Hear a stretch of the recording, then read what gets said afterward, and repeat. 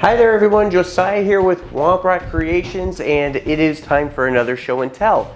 This week I am pulling out my Boba Fett Return of the Jedi gauntlets, and these are, if I remember correctly, and don't quote me on this because I haven't really paid attention to the gauntlets in a while, basically since I made these. At this point, probably 3 or so years ago, probably around there. I believe that they're topographically, I don't think there are any differences between the Return of the Jedi gauntlets and the Empire Strikes Back gauntlet. Actually, you know what? That is incorrect. I know that there is a slight difference, at least. I know that there is at least one difference on I don't remember which gauntlet it is, but one of these things hanging off the side, either this or this, was something different on the Empire Strikes Back gauntlets. But other than that, if I'm remembering correctly, I think they are essentially the same, but with a different paint job. In Empire Strikes Back, they're kind of a light green. In Return of the Jedi, they're these really nice, deep red, like a wine, burgundy color, and I really like these. I actually got these as a 3D printed kit. So both of these came as raw 3D prints. I had to sand them down so that the surface was really nice. I do not remember, I know that I got these from Etsy. I do not remember the seller. So I'm sorry to whoever you are, maker out there, who designed and printed these for me. I very much appreciate them. I really like them. They function fairly well. The way that I ended up putting these together is they actually have a hinge designed into the 3D print, which isn't it isn't accurate, but that's fine. These work totally fine, and when they're on, no one's really looking at how they're put together. The actual ones used for the movie were vacuum formed shells, so they were kind of a thin plastic shell that I believe were held together. Oh, look at that, there's some masking fluid that I never got off of there. Yeah, the original ones were vacuum formed shells, so they were thin plastic that I believe were held together with Velcro.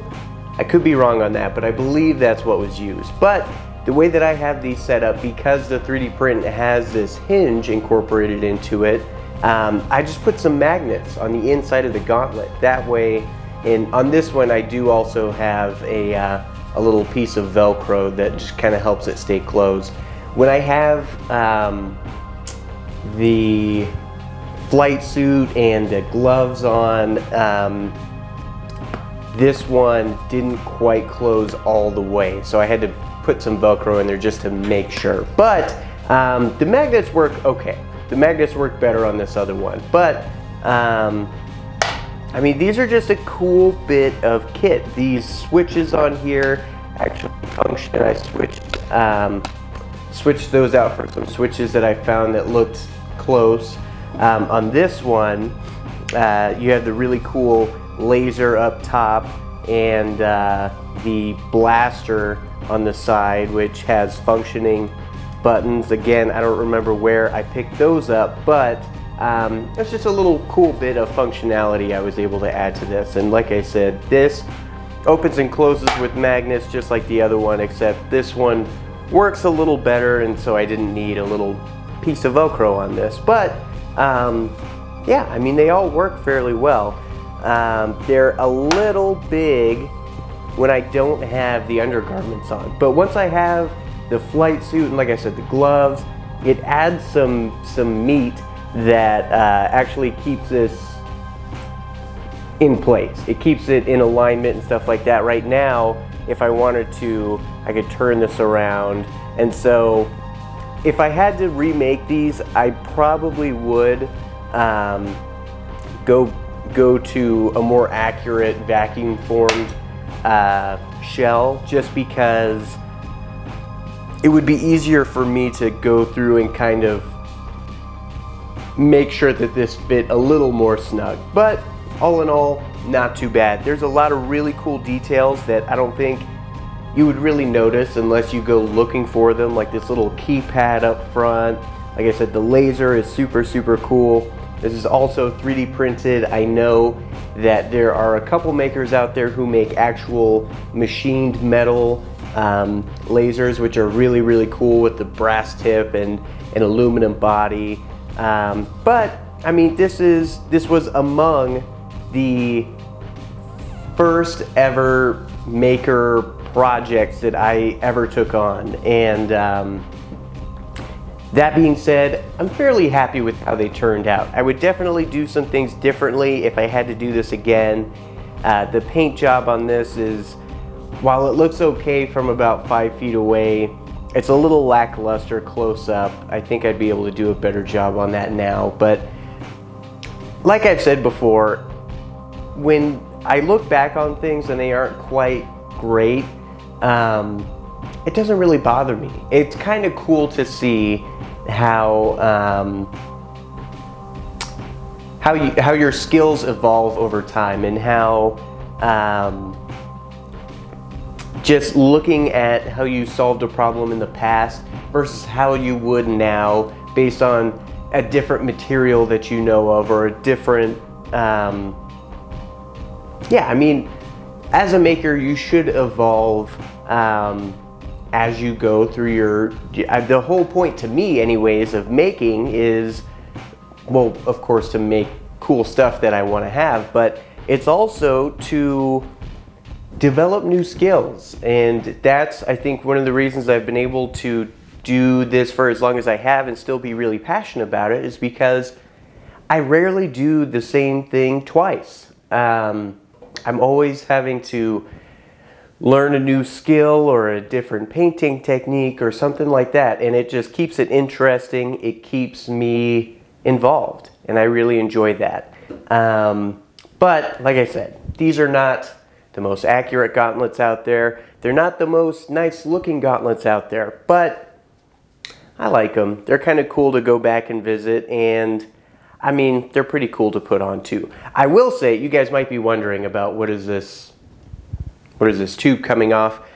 This actually, because I believe that this side is the one that has the flamethrower on the gauntlet. Yeah, this is the one that has a flamethrower on the gauntlet. This is supposed to be like the button, and then you got flames that shoot out. It's really, really cool. We got to see it in The Mandalorian finally, but this tube actually goes up and goes through on the flight suit. You have the long sleeve and then the short sleeve that goes over. This tube goes up into the short sleeve, and it just connects into a little clip that I have inside the short sleeve. But its purpose is to go through and connect to the jetpack, which gives the fuel for the flamethrower, which, I mean, is a nice bit of functionality that the prop makers and costume designers thought through when they were putting this costume together. They didn't just say, well, he has a flamethrower on his thing, on his gauntlet, and they actually thought about, well, how do you get fuel to that? Do you have some kind of fuel capsule on here? Or he said, well, I would assume they said, well, he's got this jetpack on him that has to have fuel. Why don't we just hook it up to that? And that, I mean, that's just a little bit of detail that doesn't really pay off. We didn't see him use his flamethrower once in the original trilogy. Didn't pay off until recently when we got to see him use it in The Mandalorian. So it shows you the kind of thought that goes into small details on stuff like this that might not even really be picked up at all. But thank you guys for tuning in for another show and tell. I know this one was kind of rambly. Running on very, very little sleep, and it's actually been a couple days since I filmed anything. I've been working on some other stuff that you guys will be seeing soon. But thank you guys for bearing with me through this. Until next time, I'll see you guys later.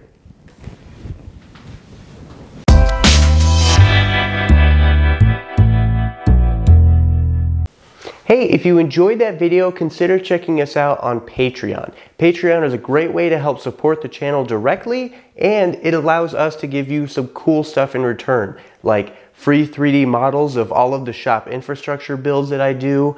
You can get free merch and a whole bunch of other really cool stuff. So go check it out. Thanks, guys. 517 to scanner control. 517 to scanner control. 316, report to control. 53 to upper bay door. 53 to upper bay door.